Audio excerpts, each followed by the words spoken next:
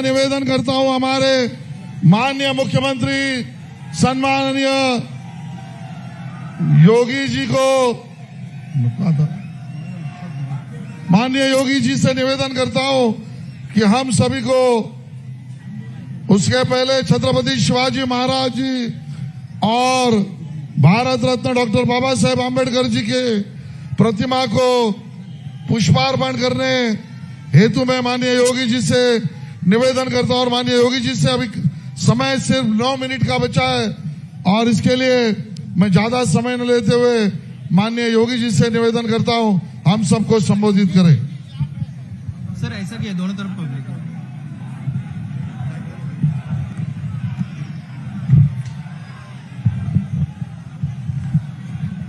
भारत माता की, भारत माता की, भारत माता की, छत्रपति शिवाजी महाराज की, छत्रपति शिवाजी महाराज की, वंदे वंदे वंदे।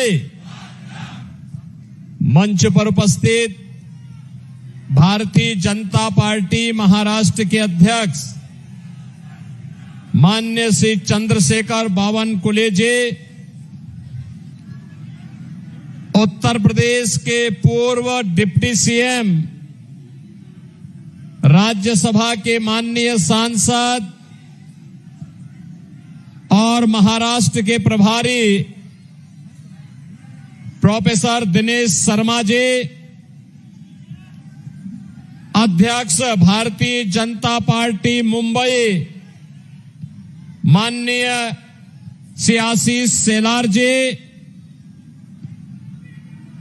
उत्तर प्रदेश के खासदार और मुंबई के पूर्व police commissioner Shri Satyapal Singh ji, Bharatiya Janata party उत्तर मुंबई के, उत्तर मध्य मुंबई के प्रत्याशी माननीय श्री उज्जवल निकम जी, हमारे सभी माननीय एमएलएज, भारतीय जनता पार्टी और सहयोगी दलों के सभी पदाधिकारीगण, भारी संख्या में उपस्थित भारतीय जनता पार्टी के प्रत्याशी के समर्थन में सभी उपस्थित बहनों और भाइयों, आज मुझे जगत जननी मां भगवती मुंबा देवी की कृपा और सिद्ध विनायक गणपति की आशीर्वाद की भूमि मुंबई में आने का सौभाग्य प्राप्त हुआ है।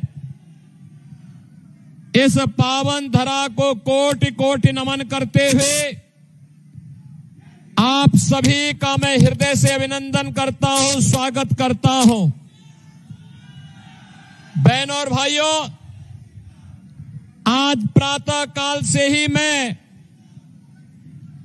महाराष्ट्र के पंचम चरण में होने वाले चुनावों के लोकसभा क्षेत्रों में भारतीय जनता पार्टी और सहयोगी दलों के प्रत्याशियों के समर्थन में श्री चंद्रशेखर बावनकुले जी के साथ अलग अलग चुनावी सभाओं को संबोधित करते हुए आ रहा हूं। पूरे देश के अंदर जो माहौल है, पूरे देश के अंदर जो स्वर है, पूरे देश के अंदर जो नारे गूंज रहे हैं, वही उत्साह जो यूपी में है, वही उत्साह जो उत्तराखंड में है, जो बंगाल में है, जो उड़ीसा में है, जो असम में है, जो कर्नाटक में है, वही उत्साह मुझे महाराष्ट्र के अंदर भी देखने को मिला है। और चारों ओर एक ही नारा गूंज रहा है कि फिर एक बार, फिर एक बार, फिर एक बार और अब की बार अब की बार बहनों और भाइयों, जब ये नारा हम लोग लगाते हैं और जनता जनार्दन चिल्ला के 400 पार की बात करती है, तो कांग्रेस समेत इंडी गठबंधन के सभी दलों के नीचों की जमीन खिसक जाती है। वे घबरा जाते हैं, क्या हो रहा है। वे पूछते हैं जनता जनार्दन से कि 400 पार कैसे। तो जनता जनार्दन कहती है कि जो राम को लाए हैं, जो राम को लाए हैं, जो राम को लाए हैं, हम उनको लाएंगे।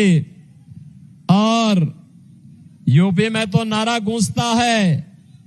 मैं दक्षिण भारत में भी गया था, पूर्वी भारत में भी गया था, और आज मुझे महाराष्ट्र में भी सुनने को मिला है कि राम भक्ति ही राज करेगा दिल्ली के। तो बहनों और भाइयों, ये चुनाव राम भक्तों और राम द्रोहियों के बीच में आकर के अब सिमट गया है। जो राष्ट्र भक्त है वही राम भक्त है, और जो राम भक्त है वही राष्ट्र भक्त है। और देखो, एक राष्ट्र भक्त आपके बीच में भारतीय जनता पार्टी का प्रत्याशी बनकर के उत्तर मध्य मुंबई से भी इसे उज्जवल निकम के रूप में आपके बीच में आए हैं। बहनों और भाइयों, आप याद करिए मुंबई के उस खतरनाक हमले को, जिस हमले ने यहां पर सैकड़ों लोगों का तात किया था, जिसने हेमंत करकरे को शहीद किया था, जिसने हमारे इस मुंबई एटीएस के उन बहादुर अधिकारियों को, जिन्होंने बलिदान किया था, आज कांग्रेस बेशर्मी के साथ उन बहादुर अधिकारियों की शहादत पर, उनके बलिदान पर प्रश्न खड़ा करके कसाब जैसे कसाई को महिमामंडित करने का कार्य कर रही है, और उसको फांसी के फंदे तक पहुंचाने का काम किया था श्री उज्जवल निकम ने। बहनों और भाइयों, इस प्रकार के जब ब्रिलियंट प्रोसिक्यूटर जब भारत की न्यायपालिका के साथ जुड़ते हैं तो न्यायपालिका का गौरव भी बढ़ता है, और तब ये माफिया और आतंकवादी जितने भी हैं, इनके पैर कांपते हैं, इनको इनके किए की सजा मिलती है, और मुंबई के हमलों के गुनाहगारों को उनकी उचित सजा दिलाने वाला, भारत माता के सपूतों को न्याय दिलाने वाला, मुंबई के साथ न्याय करने वाला, अपनी जान को जोखिम में डाल करके उन अपराधी और उन माफियाओं के खिलाफ, उन देशद्रोहियों के खिलाफ जिस मजबूती के साथ उज्जवल निकम ने उस समय इस लड़ाई को लड़ा था, आज वो हम सबके सामने है। दोबारा मुंबई पे कोई आतंकी हमला करने का दुस्साहस नहीं कर पाया है। वैसे भी अब तो ये नया भारत है, मोदी जी के नेतृत्व में नया भारत दुनिया के अंदर सम्मान प्राप्त कर रहा है, सुरक्षित भी है, और साथ साथ विकास भी कर रहा है, गरीब कल्याणकारी योजनाओं को भी आगे बढ़ा रहा है। याद करिए, पहले दुनिया के अंदर भारत का सम्मान लगातार घट रहा था, सीमाएं सुरक्षित थी, आतंकवाद और नक्सलवाद सिर चढ़ करके बोल रहा था, और जब भी कहा जाता था कि आतंकवादी हमले कर रहे हैं, कांग्रेस की सरकार से कहा जाता था, तो कांग्रेसी क्या कहते थे आतंकवादी सीमा पार के हैं। और अब तो बहनों और भाइयों, एक पटाखा भी जोर से फट जाए तो पाकिस्तान पहले सफाई देता, कहता साहब मैंने नहीं किया हमला, उसको पता ही नहीं कर रही है दीपावली हो रही है, पटाखे आतिशबाजी हो रही है, लेकिन जोर से पटाखा फटता है क्योंकि उसे मालूम है नया भारत है, छेड़ता नहीं है, कोई छेड़ेगा तो छोड़ता भी। और इसीलिए मैं आपसे कहने के लिए आया हूं, ये नए भारत में सम्मान भी है, सुरक्षा भी है, विकास भी है, गरीब कल्याण भी है, विरासत और विकास का अद्भुत संगम है। अयोध्या में रामलला का भव्य मंदिर बन गया है। अब कांग्रेसियों को इस पे भी चिढ़ है, कांग्रेसियों को यह भी चिढ़ है कि अयोध्या में राम मंदिर का निर्माण क्यों हो गया। हम कहते हैं देखो, उत्तर प्रदेश में तो इनके अलग अलग बयान आ रहे हैं। कोई कहता है यूपी में कि राम मंदिर बेकार बना, कोई कहता राम मंदिर भारत में नहीं बनना चाहिए था। मैंने कहा देखो, मोदी जी के नेतृत्व में हमें राम मंदिर जहां बनाना था हमने बना दिया है, जन्मभूमि में बनाना था बना दिया। मैं कांग्रेसियों से ही कहता हूं, भाई आपको मौका है, आप भी इटली में एक राम मंदिर का निर्माण करा दीजिए। और राम मंदिर से चिढ़ है तो वहां बजरंग बली का ही एक मंदिर बना दीजिए। लेकिन बहनों और भाइयों, भगवान इनको सद्बुद्धि नहीं देंगे। कांग्रेस के नेता कहते हैं कि सत्ता में आएंगे तो राम मंदिर को धुलवाएंगे।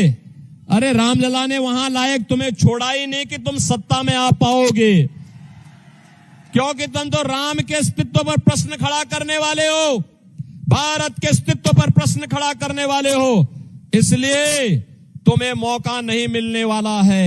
और इसलिए बहनों और भाइयों, मैं तो आपसे अपील करने के लिए आया हूं, राम भक्तों राम द्रोहियों के बीच के इस चुनाव में जो राम भक्त है वही राष्ट्र भक्त भी है, और जो राष्ट्र भक्त है वही विकास भी करेगा, सुरक्षा भी करेगा, आपकी पैरवी भी करेगा। और उज्जवल निकम तो बहनों और भाइयों, आपके विकास की पैरवी वैसे ही करेंगे। 100% गारंटी, मोदी की गारंटी को जमीनी धरातल उतारने का काम करेंगे। इसीलिए हम लोग आए हैं आपसे अपील करने के लिए।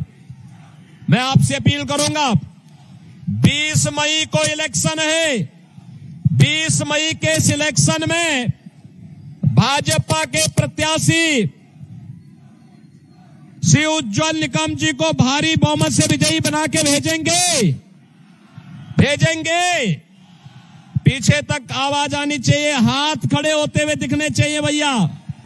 आपकी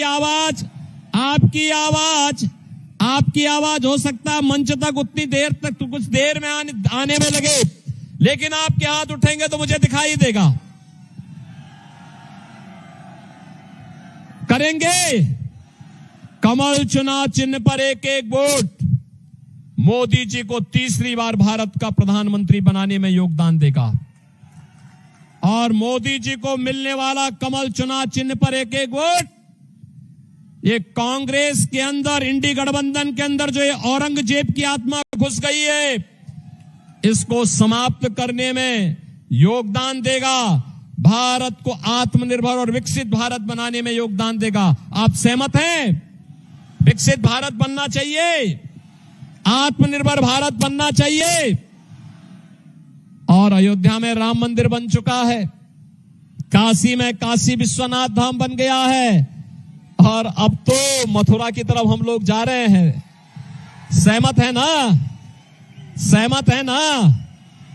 तो कृष्ण कन्हैया भी अब इंतजार नहीं करने वाले हैं। सहमत हैं? तो बहनों और भाइयों, विरासत और विकास के इस अद्भुत संगम को मोदी जी के नेतृत्व में फिर से भारी बहुमत से विजयी बनाने की अपील करने के लिए मैं आया हूं। सभी लोग कमल चुनाव चिन्ह पर से उज्जवल निकम को भारी बहुमत से विजयी बनाने की अपील कर रहा हूं। आप में से कितने लोग अयोध्या में रामलला के विराजमान होने के बाद कितने लोग अयोध्या गए हैं? और मैं फिर आपको आमंत्रित करने के लिए आया हूं, उज्जवल निकम जी को सांसद बनाइए। और मैं फिर उनसे कहूंगा कि अपने यहां के जितने भी एमएलएज हैं उनके साथ में यहां की जनता जनार्दन को ट्रेन बुक करके अयोध्या आइए। अयोध्या की सारी व्यवस्था हम लोग देखेंगे। रामलला का दर्शन भी करिए, कृपा भी प्राप्त करिए, और आज की आधुनिक अयोध्या को भी देखिए। और आप तो डॉक्टर दिनेश शर्मा जी को और सत्यपाल सिंह जी को बोल देंगे, स्वयं ही आपका काम कर लेंगे। बहनों और भाइयों, आप सब एक साथ मेरे साथ बोलेंगे, भारत माता की, भारत माता की, भारत माता की, जय श्री राम, जय जय श्री राम।